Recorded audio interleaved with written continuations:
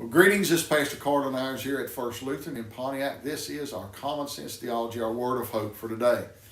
I want to talk to you today about a small book, very small book in the Bible called Philemon. Philemon in the New Testament. It centers around a character, and his name is Onesimus. Onesimus is a slave in the day of Philemon, and he runs away.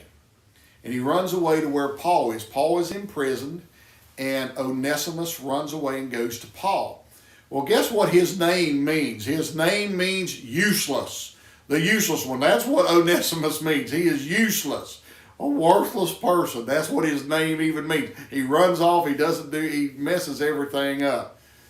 But he goes to Paul, and he converts to Christianity under Paul.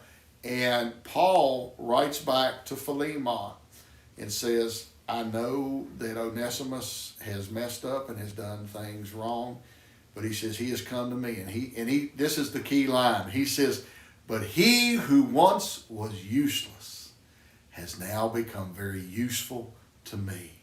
And tradition says that Paul sends him back with a letter to Philemon and says, please accept him back, not as a slave, but as a brother, and as somebody who once was useless, but now is very useful. And tradition tells us, we don't know for sure, but tradition has said that Philemon frees Onesimus of his bondage of slavery, and that Onesimus goes back and ministers with Paul and does some great and some wonderful things. But now he is now a brother, not a slave, but now a brother of Philemon. And now the one who was useless is now useful. You see, God can take anybody. Maybe we were the useless one. I used to think my name probably should have been Onesimus at one time. But God can take and change us and help us to be somebody who is actually useful for Him.